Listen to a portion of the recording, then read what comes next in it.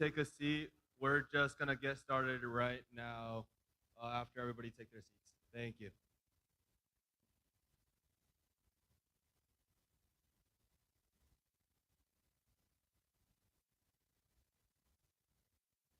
Yeah, please use this last chance to grab some more pizza and food and grab the seats. Thank you.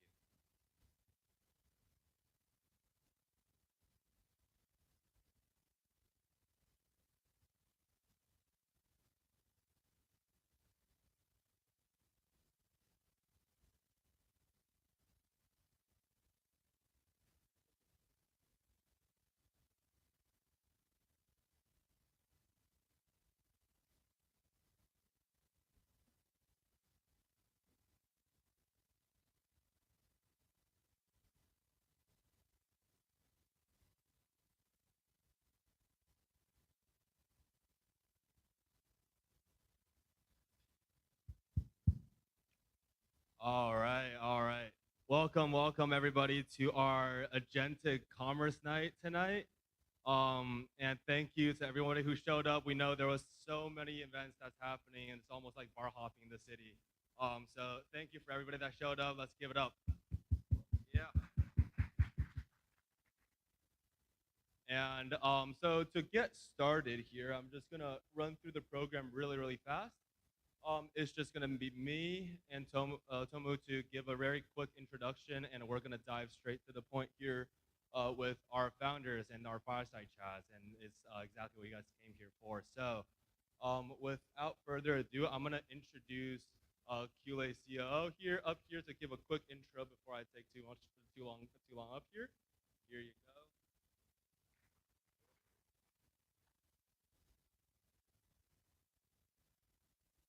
Hi, everyone. Thank you for coming today. My name is Toku, and I'm the co-founder and COO of Qlay.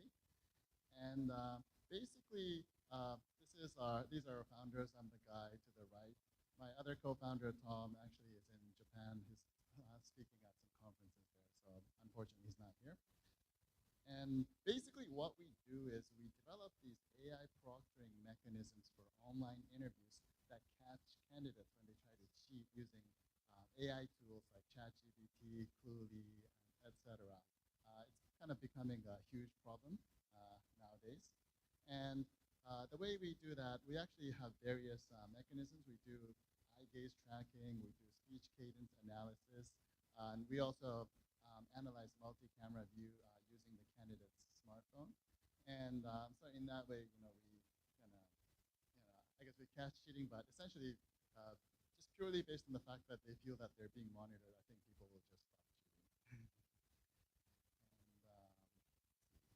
And also, we also run this engineer talent marketplace business. We use basically these tools, AI proctoring, and we also have AI interviewer mechanisms. We originally built it for our own internal operations to basically screen candidates and create a marketplace of global engineers who have passed our screening, basically the pre-vetted engineers. And so we still run that business as well. So if you're looking for to hire like globally, to cut down on cost, engineers here are very expensive. So like if you want to hire from like Latin America, Asia, Africa, etc., we provide that service as well. And as a campaign for people who came here today, if you book a demo within the next 48 hours, we're offering 400 free engineering hours. And yeah, that's it. Thank you very much.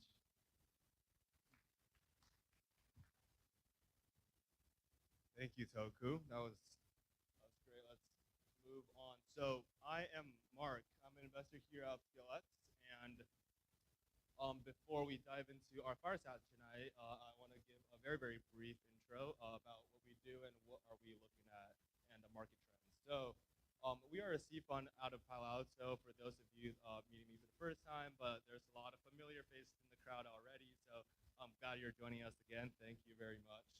And the current ideas that we've been looking at, four big ideas, AI for commerce, that's kind of everything that falls into kind of supply chain experts, also AI agents. But moving on, there's agentic commerce and digital commerce, AI to consumers, and embody AI. But today we're really just focusing on zoning in agentic commerce because that's what we've been really a big topic that we've been looking at and a lot of opportunities that we've been finding in the market. So I wanted to use this chance to really introduce our four brilliant founders that we have here tonight. Let's start out with Hal on the left. Hal is the founder of Expertise AI. He was the previous founding engineer of Cresta, and I'll let you have more time to introduce yourself later. Then next up, we have Jisung from Be Freed, one of the most creative person I've ever met here in San Francisco, and you will have more chance to hear about him as well. And Yu-Chen from MAI, he recently had a huge milestone. I'll let you disclose that, and not going to comment too much on that, just giving everyone a hook there.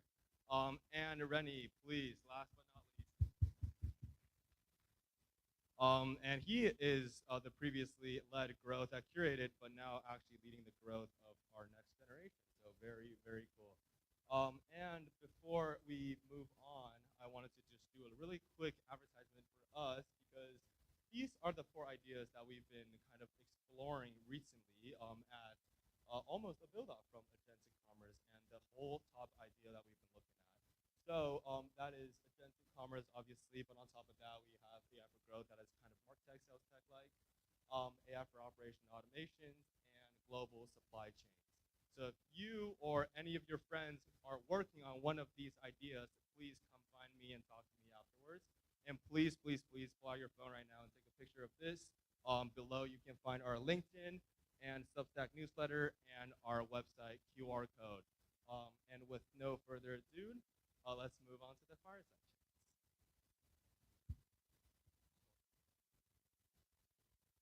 Can I also invite the co-founders from UpScaleX to join me on the stage?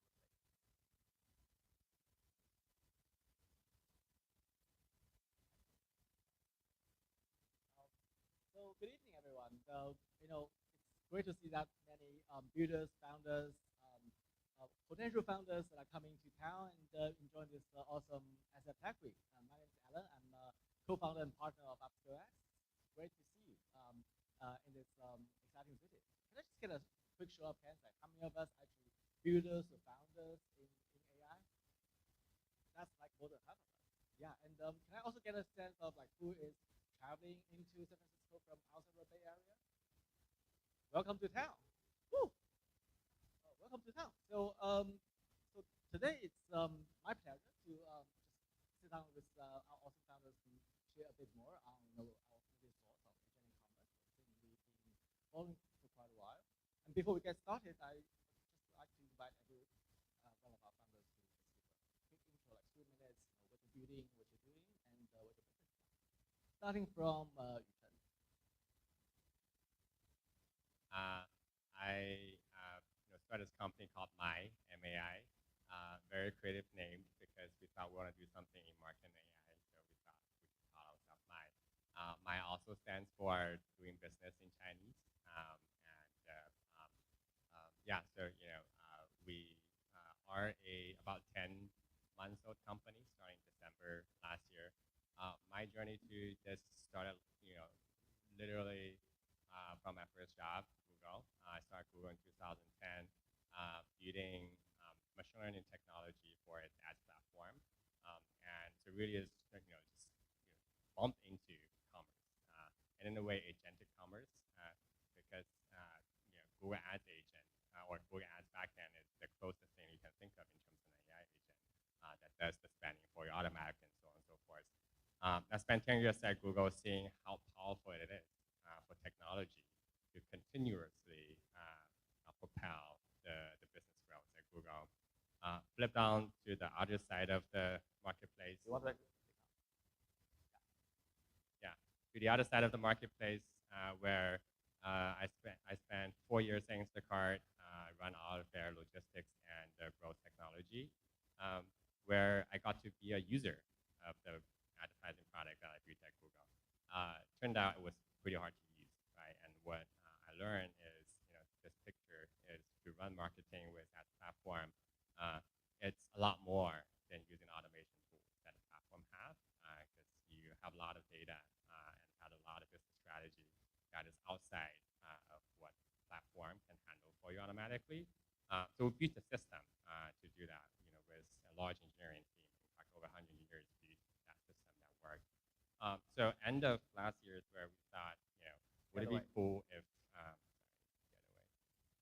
would it be cool if we build a technology that really brings what large enterprises had in driving growth, but make that available to every business. And one of the cool things we found is all businesses have data. Right? If you walk into any coffee shop in San Francisco, they actually have a ton of data, right? So they know what coffee you ordered, you come with friends, where do you live, your credit card, and they have all of that, but none of them is using that to do things like personalizing experience for you, or building a better business for their customers. And these are the things that we thought we could empower business to do much more easily with our technology. Yeah, well, if you want to disclose a little secret, something we can celebrate together with you. We had a launch last Tuesday. We came out of stealth with funding. We're very fortunate to work with Connor Perkins, and we had our seed funding just announced. And so yeah, search for us online and follow us on our LinkedIn and Twitter. A $25 million round. Congratulations. And next up we have Hao.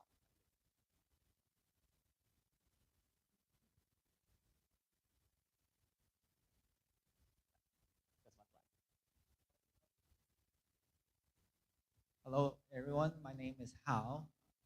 I'm the founder and CEO of Expertise AI, formerly we call Chasimpo. So my background starts 8 years ago. I have 8 years of experience, particularly in conversational AI. 8 years ago, I started my first company. I was focusing on how to use conversational AI to capture some of the insurance claims. We can make that easier. So over time, we realized as this technology gets more and more powerful, I joined Google to build out their Dialogflow team. The Dialogflow was probably the largest AI agent builder. If you know, there's a decision tree that's probably built from or based on the Dialogflow framework. So after Google, I joined a company as their first team member in Toronto called Cresta. Cresta focus on the conversational AI. How do we help the contact center to reduce their support volume and sales volume by automating their contact center operations? So over time, we see there's lots of opportunity popping up in the conversational commerce, demand conversion side. So that's why I decided to start Expertise AI. So we focused on, let me just ask a quick question. How many of you guys have a website that sells things? If you, okay. We do.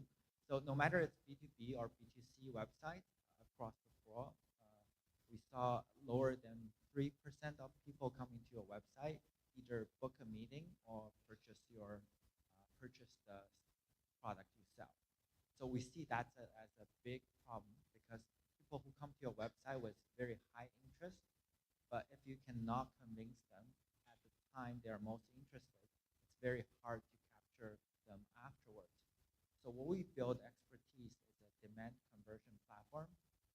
Demand is how you generate demand is through like SEM, through your social media, through all sorts of ways. You drive traffic to the website, and our AI live on your website that talk to your user, engage, qualify, and try to convert them into either a product purchase or a meeting book for B2B.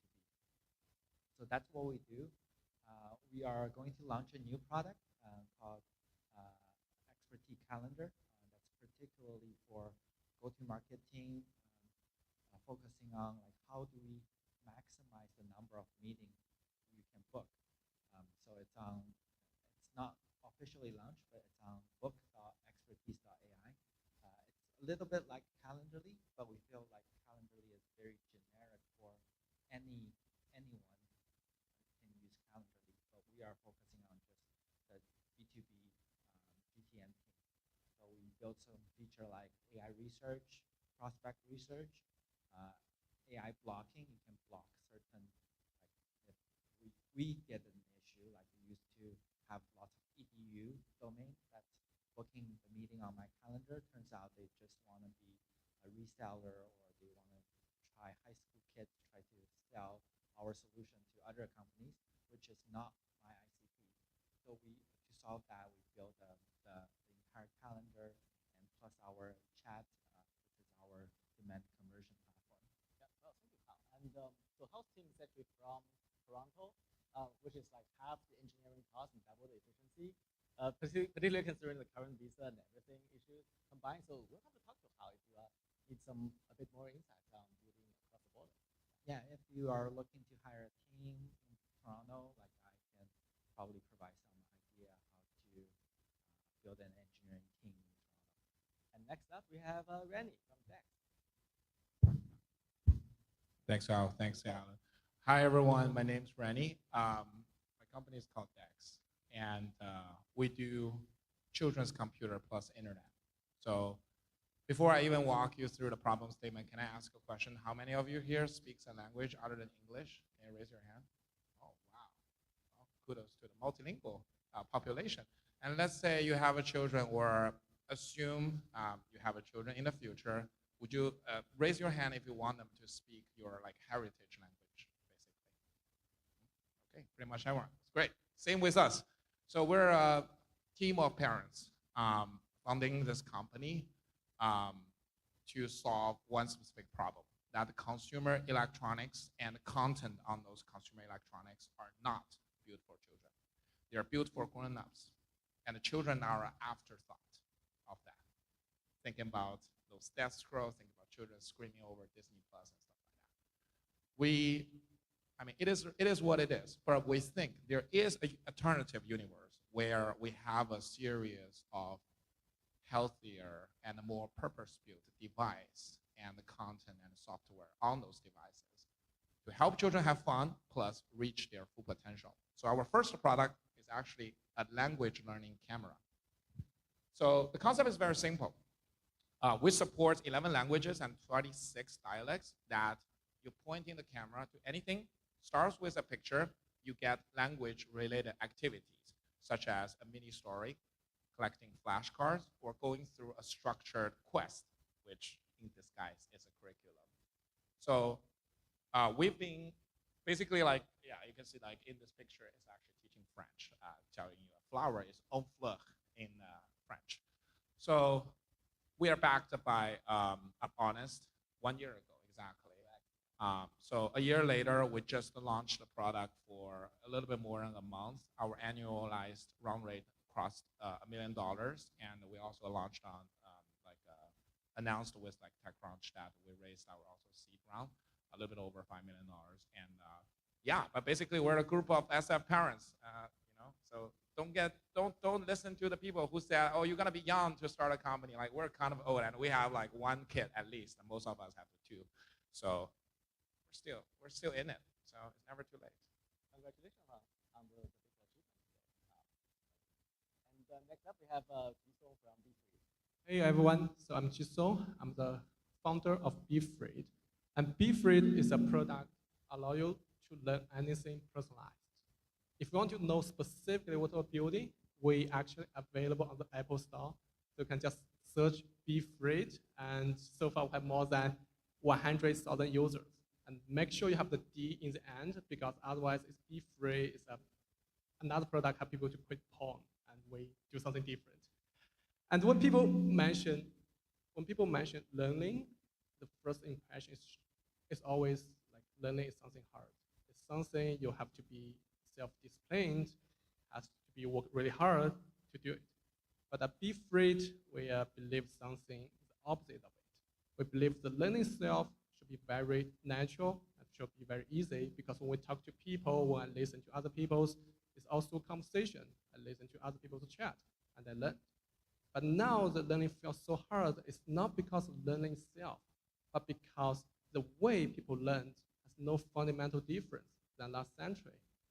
We need to take time to find high quality content, when to search inside the content to find what is relevant part to us. And also we need to allocate our time, energy to consume them. And most importantly, we believe that also because all these contents are created in the favor or in the pace of the creator of knowledge, but not in the favor of the consumer of knowledge, which is the learner themselves. So that's why at BeFreight, next slide, we leverage AI agent to distill all these key insights from the top sources like books, research paper, long podcasts, YouTube videos, and we'll also use AI to deliver it in a truly personalized way, so everyone can learn in their own term. And before I building BeFreight, I spent 6 years in Google and then Pinterest. And now I, together with my co-founder, who also my co-worker at Pinterest, apply the machine learning and the AI technology we learned there to building BeFreight. I'm super excited to check them out in the discussion. We started discussion this time last year when we had an idea, but now you have hundreds of thousands of users, and many of them are paying.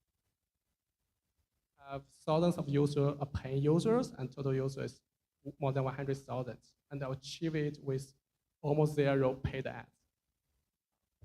Congratulations. Well, so we're actually having these a group of founders who only started like a year or two ago, and most of us actually going through from seed to Series A stage. So I hope what we're sharing today is of some reference to the early stage founders today in exploring what you're working on. Coming back to our topic on agentic commerce, there are just different definitions. Basically, by a broader definition, anything related to commerce and digital commerce that is supported by AI agents is agentic commerce. But if we follow a really more narrow one, it could be using ChatGPT to explore what might interest you, and then make up your mind on what to buy, and the whole flow is probably agentic commerce 1.0. So I want to bring Yuchen into the first question, into my first question.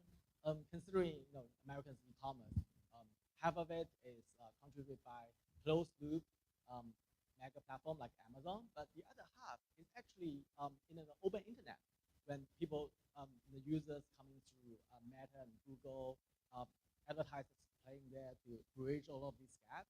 People go to the vertical side, so Shopify, and close deals through a different payment system. So everything is connected layer by layer by different contributors. And how is that evolving into agentic commerce? That is, funneled through GPT agents and a lot of innovations that you guys are doing. That's such a great framing. Every time I think about commerce, the division is, between closed form and like open form commerce, right? In fact, the entirety of e-commerce in China is closed form, right? You don't have open form commerce because every time you have anyone who have an open version of like Google, for example, Google doesn't exist, right? And most of the large platforms like Taobao, Jingdong, and others are like closed form in the sense that think about that as a department store, right? The way you run business in a closed form commerce is, you are a merchant, you rent a space in a department store, you don't have your user.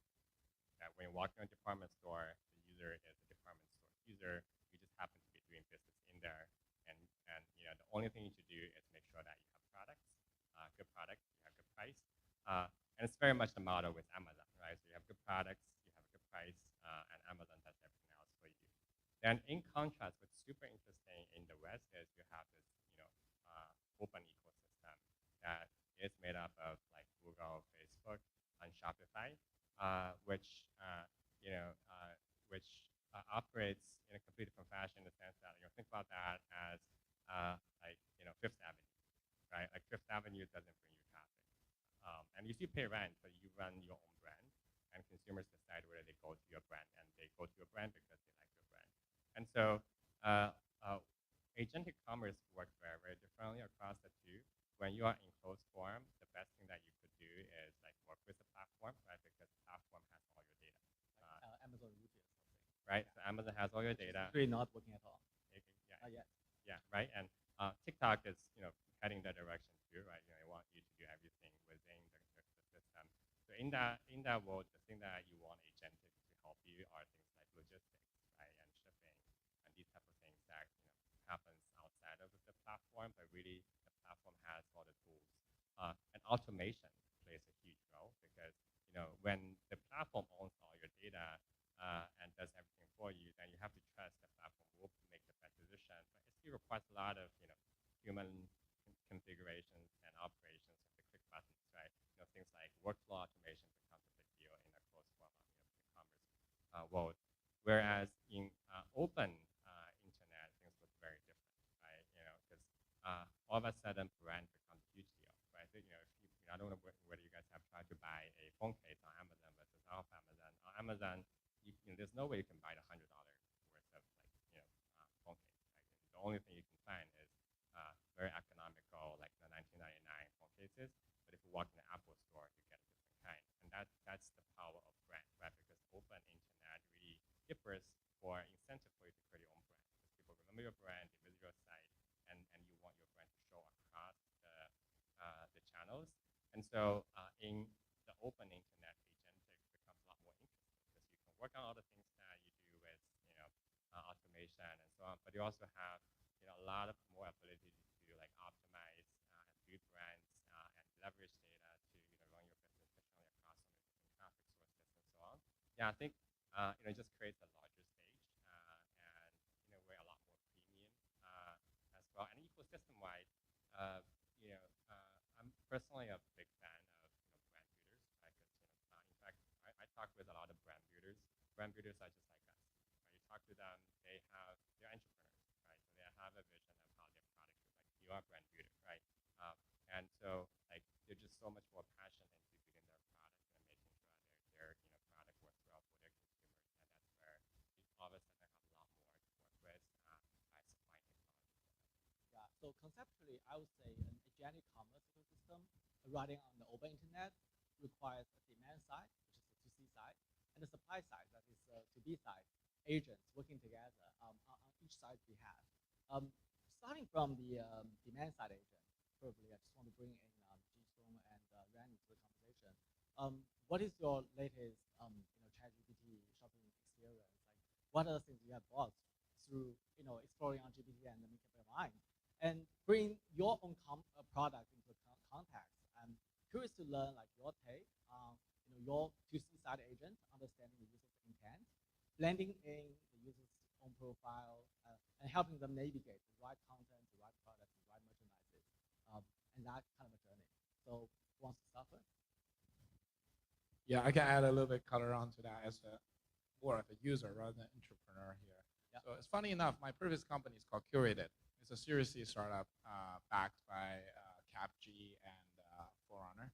And basically, it's a online department store for high consideration product, aka expensive stuff, right? So if you want to buy a golf set, Curated assign you sort of like expert. You talk to them and figure out what to buy. And that product completely got like disrupted by LLM in this case. What's funny for us in terms of the story is like, you think about our product, which is not cheap, like $249, plus it's a brand new thing for your kids that parents put a lot of weight into thinking whether they should really get that. Previously, it will be a very unsolvable problem to build trust. But right now, we had a needle mover, which is actually we pay house company $150 per month and introduce that chat widget and build a so-called knowledge base on that. And we realized that almost close to 10% of our visitor base interact with that widget, ask extensive questions, even becoming a lead voluntarily at the end. So I think that's, to your question, I'm not sure I'm answering that specifically, but I do think the landscape of thinking conversion rate optimization, thinking lead capture, thinking building profile, it's gonna be completely like changed and forever. So we're more like a user or we're a house company, regions company, but we definitely embrace that with a lot of passion and urgency. So yeah, if you're building kind of anything to consumer, I highly recommend you to think about ways that you can, get the benefits of that. I do want to actually add another practical. I think you touched upon that, like talking about shopping in ChatGPT. A lot of people are now trying to like make sure they want to do AEO, they want to GEO, they get their product into ChatGPT. Just want to add a value to this panel. We have a pretty strong growth advisor. Ethan, that's pretty much just like the Reforge partner. And I want to highlight that the thing we learned at the end of the day is that it's the same game as the old like era, that you need to get high quality organic like content on YouTube, on Instagram, to just like add your brand's kind of like a brand authority. It's still the same game, but it's definitely something we need to invest early on if you have any brand to build. The earlier the better. Just get your content out there on the internet, trustworthy content, the content that AI cannot generate. So it's the practical learning. Okay, Jisoo, and how you are next? I can speak from my personal experience. I think nowadays, because of the large language models, the decision models or the journey I have in terms of make decision purchase something has changed a lot. It haven't fundamental change yet, but it's the way I do is whenever I want to buy something, I use either ChatGPT or Perplexities to like define something for me. But now still the final gap is after they get some recommendations, I still search on Google or Amazon to make the final purchase. I would hope like in the very near future they can just help me to do all the things in just a few prompts. So you are like a 2C app builder, AI app builder. Tell me, what do you think is missing in today's GPT shopping experience? I think what is missing, and also I think it's related to why we're building like before it's not in the angle say, okay, we want to replace the shopping experience, but I think the missing part is like fundamental UI interactions. It's before the large language models, the way people like interact with software, I would say it's like 99% of the time, we just consume the content from the internet. And only 1% of the time, we really produce the things. It's not because we don't have the chance or option to do it, because we all can create the TikTok videos, we all can post on LinkedIn, but people choose not to do because it's more like fit to the human nature. A lot of time, I just want to listen, consume the information. And now when it's go to shopping, specifically because in the past I was work at Google Shopping, the experience in the past is I keep browsing, and now it's more efficient in terms of, okay, they have to research, analyze, make the decision, but it's keep asking so many questions, like, okay, that is 3 things I think you're gonna like, or like what you want like. So I keep be asked a lot of questions, I keep prompted, interact with, and finally get the answer. And I really hope in the future the paradigm should be like one prompt or single prompt and just automatically do all the things for us. Well, me personally, I had a great experience exploring what kind of summer camps actually sign my kids up in the Bay Area, and did a great job. I made up my mind within 30 minutes, which could have been a 100-page search and clicks on traditional Google type of research, and also enjoyed ChatGPT's recommendation on a coffee shop in New Jersey, where I can possibly work for 2 hours. So a couple of successful cases, but when it comes to merchandise, like traditional e-commerce merchandise, I'm actually faced with lots of inaccurate recommendations when the link is failing, the size is not right, and you name it. How I want to invite you to the conversation, because you are helping your brand with this conversational type of experience. Your ultimate goal is to convert. What was missing in that part?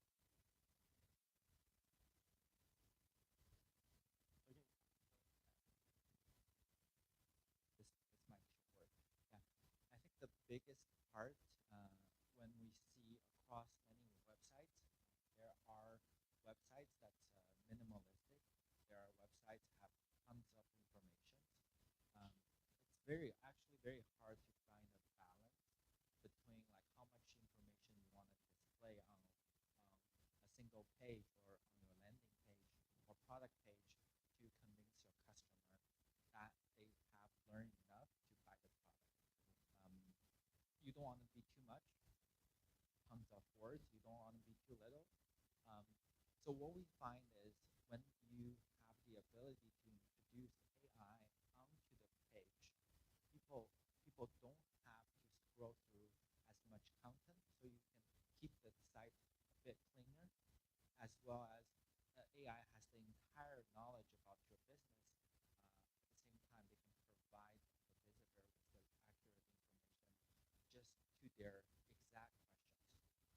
this is on the conversion side. You will see, I think the future will be more and more generative web page, where the web page content even starts to change based on where you're coming from, who you are, how much we know about you.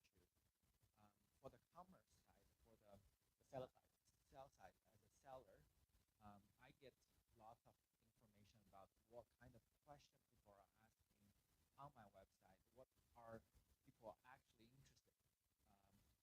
So for DEX, I believe there are lots of security questions. Is this safe? True on, right? So there are lots of this type of questions, and the question varies a lot, industry by industry, product by product. So by leveraging these insights, what questions are people asking, basically you can create more pages that target like the Google. So when people search about it, Perplexity on ChatGPT, you will be able to find the answer for that.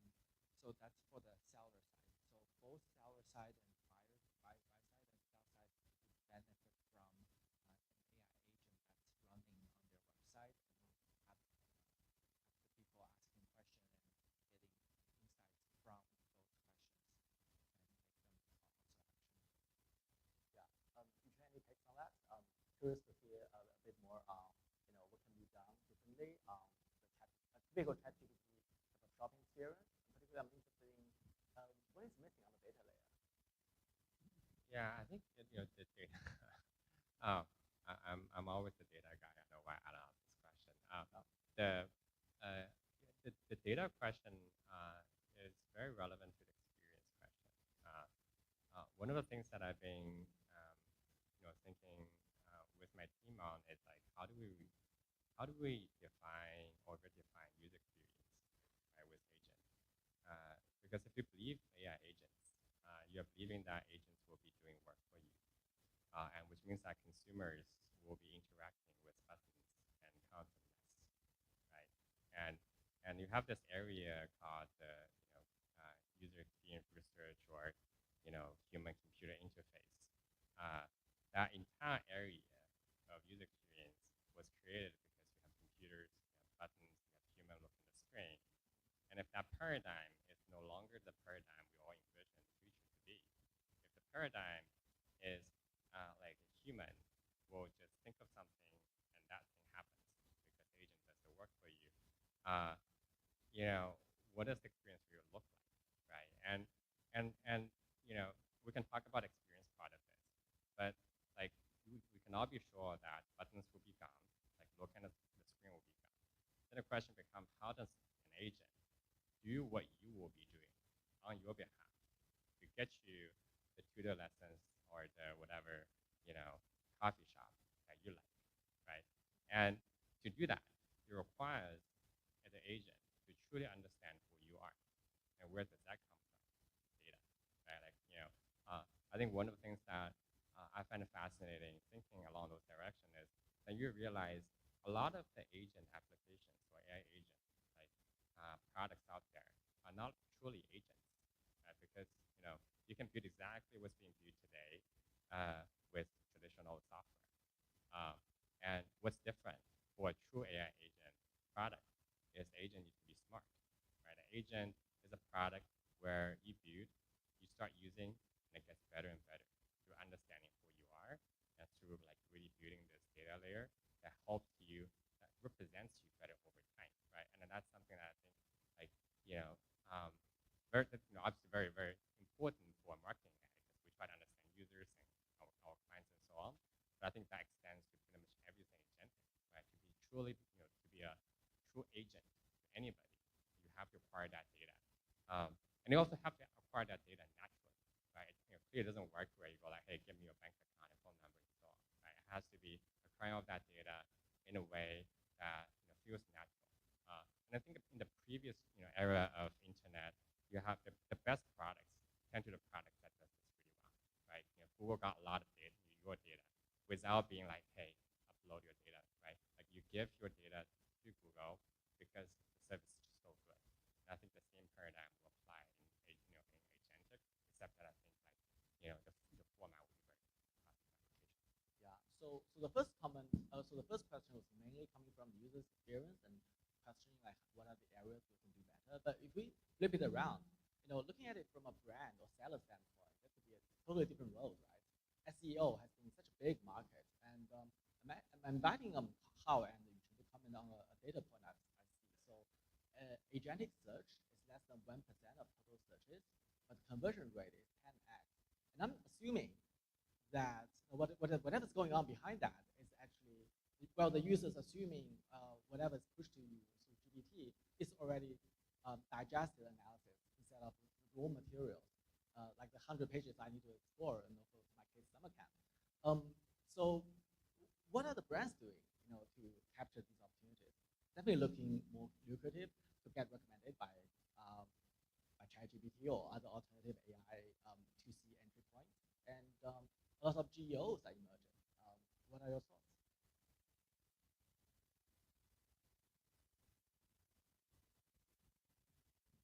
Well, this is where the alchemy kicks in. So I gotta give you my version of the alchemy. Take that with a grain of salt. I actually claim that AEO and GEO are not effectively different from SEO. It uses a lot of signal from SEO minus all the SEO farm. Basically, like LM is very good at detect or like filter out apparently efforts targeting at SEO, aka kind of like PageRank specific hacks, and it readjusts all the weights on, as I call it, something that AI cannot generate. You just cannot have a viral YouTube video by using VO3 or Sora 2, at least for now, right? So I do think as a brand, what is it? I mean, at the end of the day, going back to the definition of what is a brand is, in my mind, kind of like the basically crystallized relationship and communication between you and the user at the end of the day. So actually in the AI era, what I, as a founder, believe firmly is that LM gonna bring like the cost of producing a mediocre content, call it like 80 out of 100 to 0. Like you got that content for free, but that actually makes 99 out of 100, that type of exceptional content, much more valuable and expensive. So what I prompt is actually, this is alchemy. Nobody knows. I cannot scientifically prove what I said. We actually heavily investing human-oriented content on our core groups and core. Right. So Rennie, let me ask you a very straightforward question. Your target audience your target consumers are parents. How do you increase your discoverability of DeX camera in front of the parents when they run GPT search? Have you tried anything like GEO thing? Same question for Jisung, because both of you are building 2C products.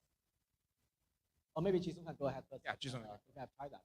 Yeah, we can share our experience. We actually planning to do it, and we actually benefit from it, because it's actually a natural result, because we get mentioned for some users, especially for us, because we are very juicy. We have a lot of user interviews running daily. Like whenever we talk really good with some user, we just ask them, can they like post something for us? And all this like human generated content is just naturally and quickly indexed by the ChatGPT and other chatbots. And because every time when people onboard to be free, we can ask them like, what brings you, what's the first platform you know us? Or just more and more people mention like Grok, Perplexity, ChatGPT things. So I definitely think it's a great opportunity.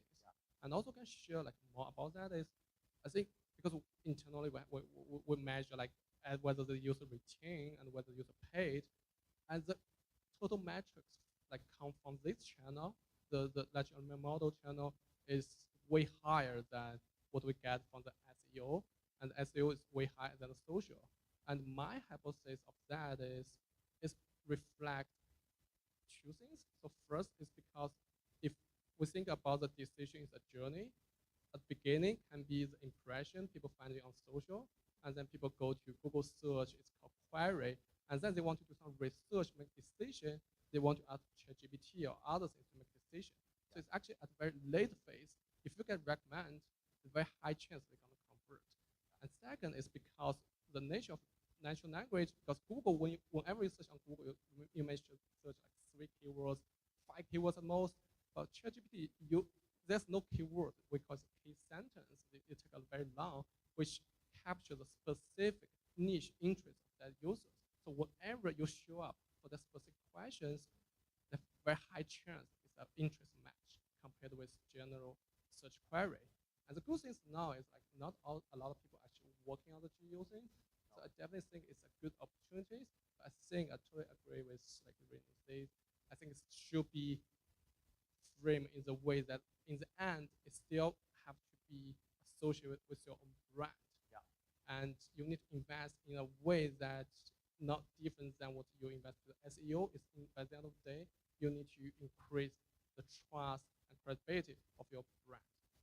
Well, me as a brand owner as well, right? UpScaleX is a brand, and we benefit a lot as well from natural searches, and founders come to us and say, ChatGPT recommended us recommended you guys to us. So we're actually enjoying that natural flow. But if you talk to dozens of GEO companies, startups, and SF, many of them will tell you to optimize your blog posts, run more social coverage. If you see any Reddit posts, just be more active on creating the content. So they are just making your brand more discoverable, right?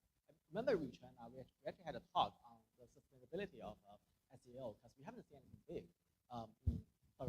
We haven't seen any big in SEO, but we are expecting a lot more from GEO. Like, what's your take on GEO?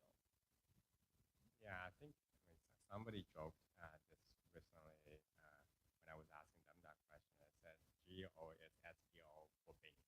Yep. And if you think about it, it is that I think this whole thing has been using Bing as the search engine for some time.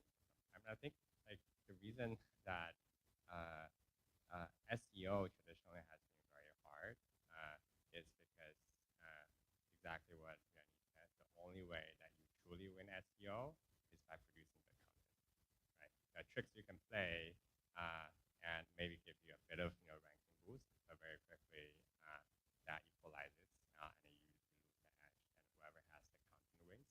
And because content is something that only the brand itself can produce, like there's no way I can produce better content for your computer than you, right? Because you know your product, right? The owner of the brand has to own the content, and so it just becomes something that's really, really hard to outsource.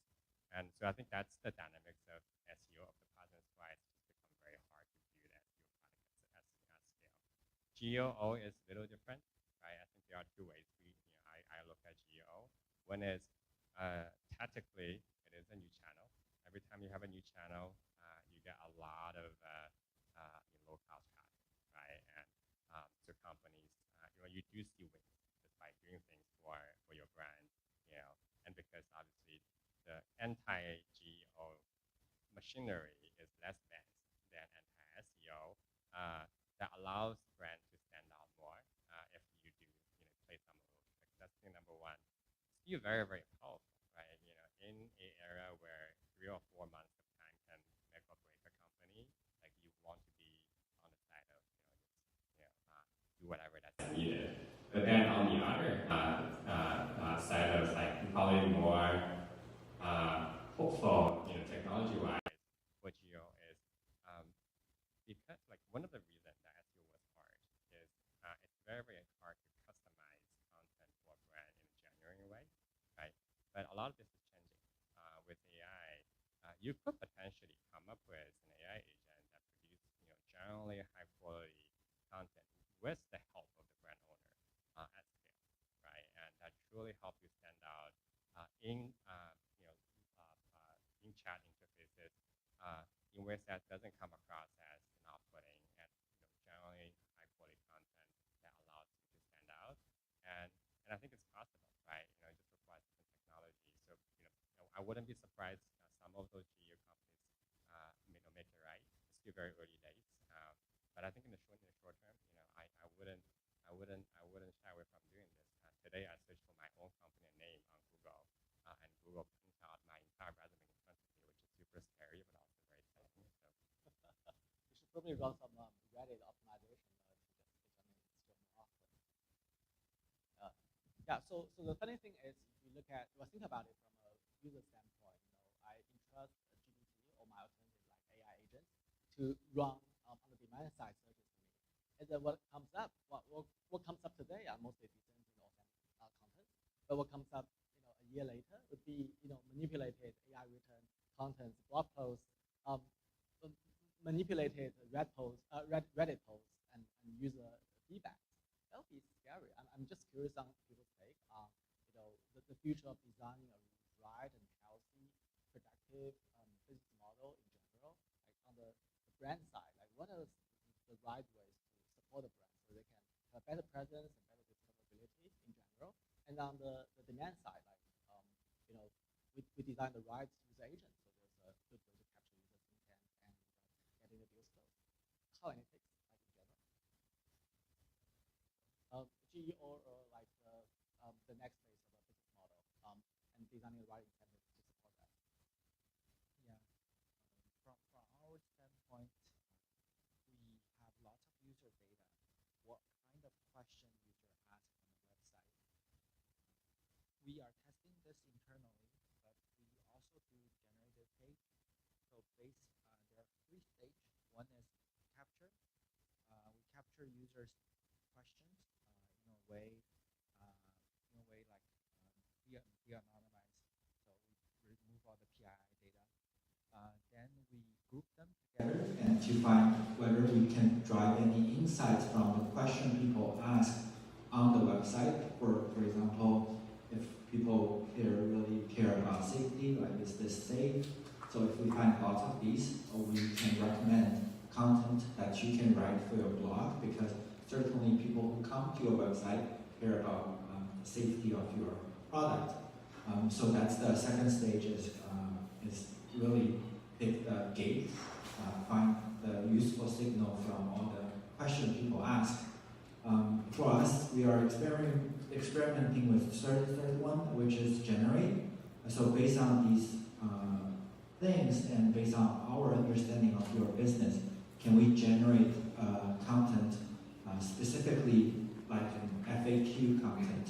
So it's a question would be the H1 or something, a question people likely to ask, and then the entire page would be pictures, words, and then text, and hopefully videos and other things would be from the entire knowledge base of the business and generate a page like that. We're just internally testing this because we don't know whether this will bring more traffic. That's our effort on GEO. We have a pretty high domain authority for us, so it's pretty easy right now for us to rank for some keywords. And I agree with Rennie's point, like GEO is not that different when GEO results rely a lot on the SEO. If you rank higher on Google, naturally you will be recommended more from ChatGPT or Perplexity. So that's something that I think we can not skip doing. Great content is just a must, and somewhat backlink to prove your site is trustworthy is still good for GEO in general. So that's my personal take. Very good. Bringing Jisung, Yuchen, Randy in this question, do you have any comments in general? Like, what will be the 1 or 2 big things you want to point out founders here into exploring the next phase of agentic commerce? And ideas in general that you believe are promising and things you should try out. So one unsolved problem that Qlay didn't crack, and I personally always been interested in, is to build and maintain a very fresh buyer's profile with evolving needs. Let me just give you an example to exemplify this, right? A lot of people come to Qlay buy their first set of golf complete set. 1 year later, you don't know what's their score right now. You don't know what's their level. You don't know what's their preferences right now. So that becomes immediately a hurdle for conversion. So I do think this goes back to Yuchen's meta point about this HCI aspect of ChatGPT shopping. At least right now, ChatGPT still don't know. When you shop for a tennis racket, what's your play style? What's your skill level? What's your preferences and stuff like that? Google apparently has some of this data, and that's why it's such a valuable company. How can you build a natural loop for user to get value by proactively maintain and update their profile. So I think, aka let's call that context, right? I do think that profile / context is going to be a critical part. I'm not interested in chatting with ChatGPT every day about my lifestyle and stuff like proactively, but I do see in the future there is a world to get good product recommendation and sort of like, especially among high consideration product, I will feel incentivized to go to an interface, disclose where I am right now regularly. Not having with the kid on Dex will be Dex actually will benefit from this as well, because like also I presented like in 3 minutes, everyone gonna think us as a software company. We're not. Like everyone gonna think us as a hardware company. We're not. Hardware is the distribution for us. We ultimately is a content / software company. So to understand where the children's developmental stage, understand what type of like content types or IP they're interested in, will ultimately increase the LTV for us big time. But how can you capture that signal? I mean, for us it's different because we got our closed garden. But like for ChatGPT, I think it'll be super interesting how we can just get more signal, get more content. Yeah. I'm the data guy, so I'll say something about data. Like one thing, if you look at the history of like commerce over the past like decade or two, a lot of the commerce has been shaped at like novel ways of using data, right? So if you look at like these fast fashion brands, they really made it so that they're selling pictures, right? They saw the picture, then they make the product, and obviously that's powered by some limited signals. There are various ways where you can look at it, but like having data coming from consumers, driving their product strategy is a thing, and it works really well. And I think one of mentioned a unique thing about ILM is now all of a sudden you can have a lot more context, right? Instead of knowing that you're selling yoga pants, you actually have the full context of what people are looking for now, right? Through these engines, this can really help shape your brand in ways that's never before. That if anything, the ability for you to interface with consumers through the granularity of an understanding of their preferences in ways that were never before will shape the next wave of product innovators that will create products that can do this just without LLMs. And I think personally I'm super excited to see that happen, and which will allow us to create products that are more unique. Like I'm actually super excited to see like computers that are made for kids in ways that is driven by unique insight about consumer behavior, and more of that will come back over the years. Really excited. So, Yeah, I want to echo on the data part, and especially for us, it's because for a lot of existing like consumer products, it's kind of how I call it a failure of context, and the meaning of that is because the nature of large language models, you need to put in the context to get the output, and when the context becomes longer and longer, the output will become less and less accurate, and it's actually not just like it's less accurate, it's also in proportionally hurts your waiting users. How it's applied to us is we will launch a few months, now we have some users use us for more than like 5 months, so they have a huge history of their user behaviors. And we want to give the personalized content, so in this case, we invest a lot of things into build our own models, especially context layer, especially memory, short-term memory, long memory, to actually make sure that the experience for them is better compared with a very beginning. Because traditionally, honestly, traditionally is the time I work at Pinterest, it's like when people use more and more, they get high accurate recommendations feed for them, right? But for the chat or like large language based things, it's just not happen naturally because of the limitation of context. That's why we actually spend a lot of time to build that, so that when people use longer, they get more intimate, get more personal, better experience. Knowing your users better and better, having memories, and understanding the context. Yeah, exactly. Any closing remarks? I think humans are just pretty bad at prompting in general. Yeah. So super bad. Yeah, we oftentimes just overlook the fact like LLM, if it's a fresh LLM, it doesn't know as much. Yeah, providing context is definitely a big part. Yeah. Coming from a chatbot founder, so yeah, definitely makes some sense. We think how we can build better products for the human side. Oh yeah, no, I totally agree. Yeah. Yeah. Well, with that, I actually want to open it up to the audience, see if anyone has some questions or comments. Yeah. I'm gonna pass you the mic.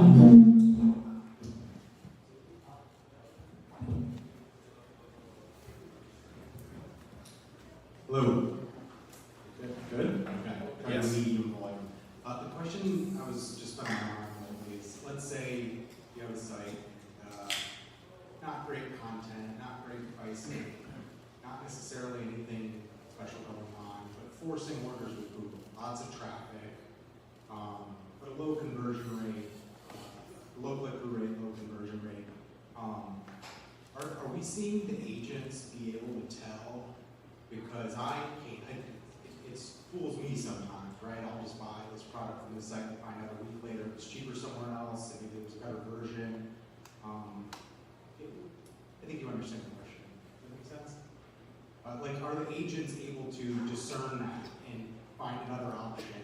I assume they're not seeing traffic data or conversion rate or any of that stuff. But does that make sense? Are they better at it than we are? As a clarification, do you mean consumer agent or business agent? Is your question about consumer agent discerning between different products? Yes, just I'm thinking about, like, more or less, can the agent tell, like, when you go on Google, you can be shown ads for a product, and it's at the top of the page, it's telling you buy now, it says free shipping or something like that, but it's not the lowest price, and it's not the best product for you. But Google Ads is allowing us to show in this particular case. Now, on a long enough timeline, Google's going to penalize them for low conversion rate and things like that. But are the agents faster at that for me to send one out to make purchases? Is it going to get caught up and influenced by advertising itself? Yeah, I guess I'll answer from an advertising vantage point. I think others on the panel can probably share their vantage point from consumer vantage point. Like advertising on Google, if you think about the ecosystem, like every time they show you something that you end up not purchasing, is worse for the ecosystem, which means that's worse for the platform, right? So I think it's safe to assume that it's generally not intended. In general, platform is trying to show you the best product that you will like, which causes more conversions, which both short term and long term. But the reason that this is not happening all the time is because platforms are, have to do a very difficult job of understanding, is this merchant selling you the right product with the right price, right? And a lot of that information the platform simply doesn't have. All the platform have is they have this ad, the set of prices set on the bid so and so, and I have this user, and it doesn't have full information to make this determination for you. And so, from an advertising point of view, this is exactly what my company is setting out to help solve, right? We kind of solve this from a business standpoint. I ask the question of, hey, if we tell Google better who are the customers that we want to have on our site, and what are the kind of products that they really want versus not, that helps Google in making a better decision, matching my product to consumers, which is better for the consumers because they see the better product, which is better for the platform because now they make more money since they generate more conversions. It's better for me because I pay less advertising cost, right? And a lot of this is making sure the ecosystem can operate more efficiently, and I do believe that agent has a huge role to play in that. Yeah, what you change play is a typical traditional two-sided platform like Google, try to find a balance between the user value and the advertising value. Whereas me, as an agentic commerce investor, I'm also curious to explore the agentic age cost code, when I can pay a membership or reward upfront, and I can entrust my demand-side agent to explore what is best for me. You see my point? If you look at the Costco business model, all of the merchandise are sold as a flat rate, a gross margin of around 12% to 14%. And that is literally saying you do not need to worry about like buying more expensive stuff, but like entrust Costco buyers to buy on my behalf the best products. So I basically need a curator on the demand side, an agent that's working on my behalf and recommend to me what is the best for me. The problem, the incentive issue with Costco is that Costco still incentivizes by buying in bigger bulks.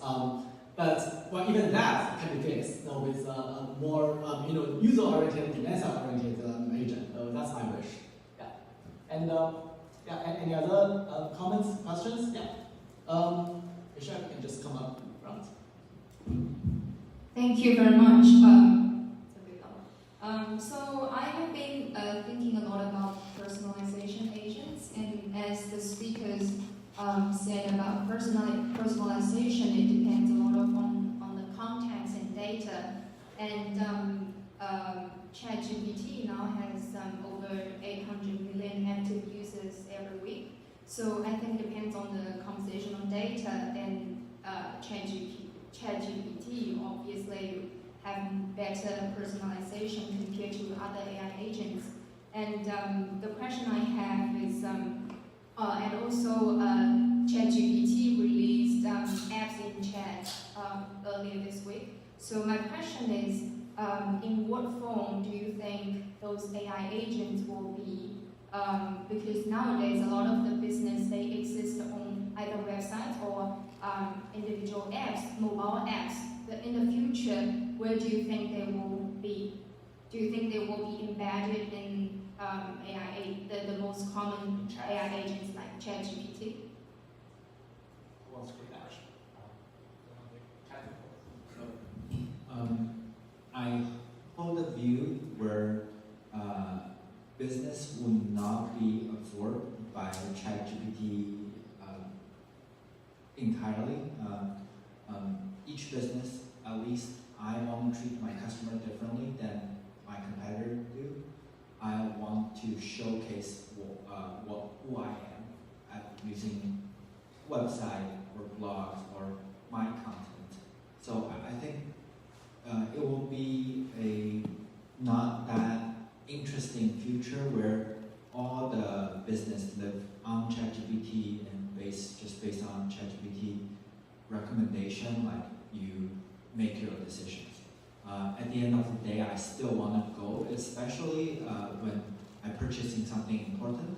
For Amazon, I'm purchasing like maybe a tape, I don't care who is selling it. But if I'm buying something more important, I want to check out that business.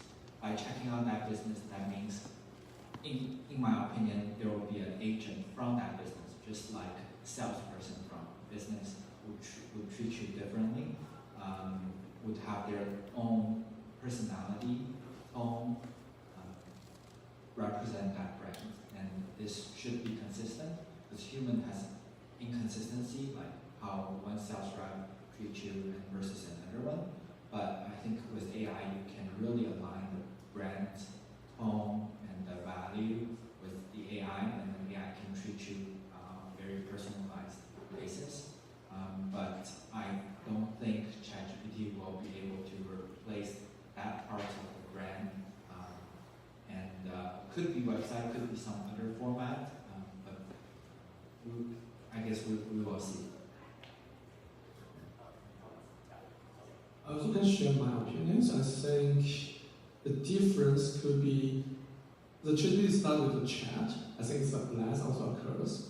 The reason is a lot of things are not naturally happening through the chat. And I think I mentioned also like my opinion is like before ChatGPT, like all the people's behavior is like 90% of the time is just consume the information.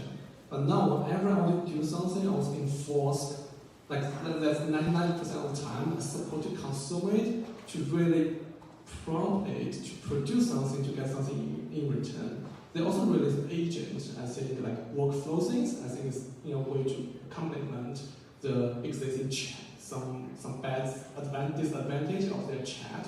And if we really talk about in the future things, I don't see a future that everyone will only engage with software through chat, and I don't envision a future that everyone is forced to give so many prompts to something to get something in return. A lot of time have to be prompt free.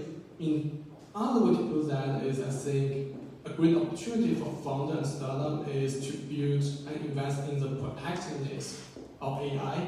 Right now, chat is very reactive. You give something, it gives something in return. But build something truly proactive, I think is a true opportunity for a lot of founders, startups.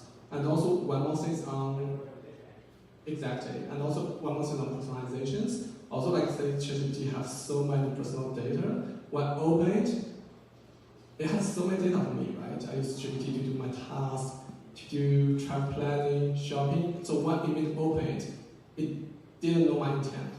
It doesn't know my intent because it can do so many things. In the end, it could be still require me to provide a lot of context about my short-term interest before I can really kick off something. So that's why I think it's going to be a lot of vertical chat or vertical other agent platform for people to interact with. And last thing is, I still feel whenever I use GPT, I feel it's my coworker. It's not feel like my own friends. It's about something taste. It's like, I want to talk to GPT like nighttime. I want to talk with whenever I have tasks on my hand I need to handle. So this user experience also will translate to like what use case people use GPT or other chatbots for. And I think that's something, if you build another like AI agent, like something worth it to invest.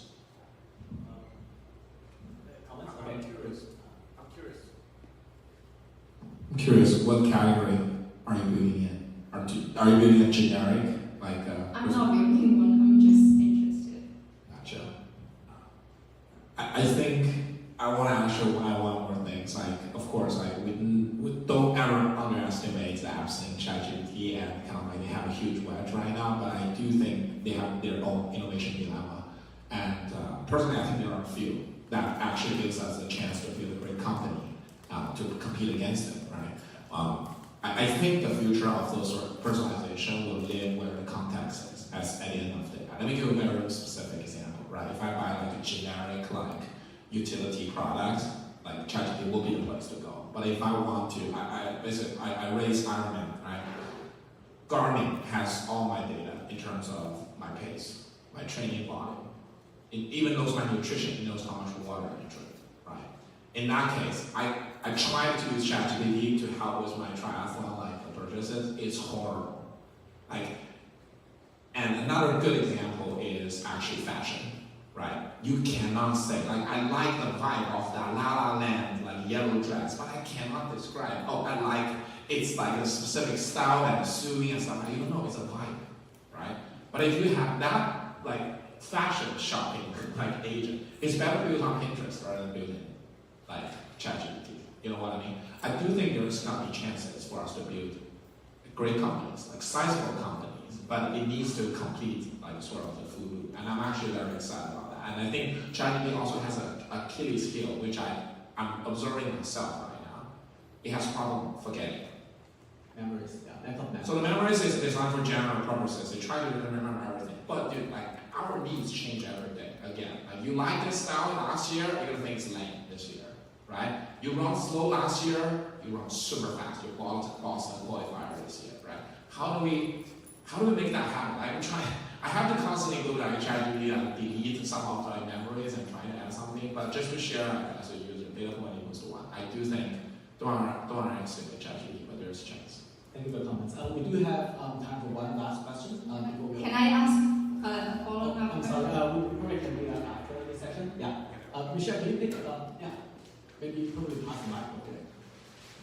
Hey, thank you. I have a question about the ads market dynamics. My understanding is the technology of targeting and performance ads is getting better with machine learning. But actually, what I heard is sellers are spending more money to get the same amount of impression, get the same amount of click-throughs compared to like previous years. So maybe 2 questions. First, is that true? The second is like what caused it?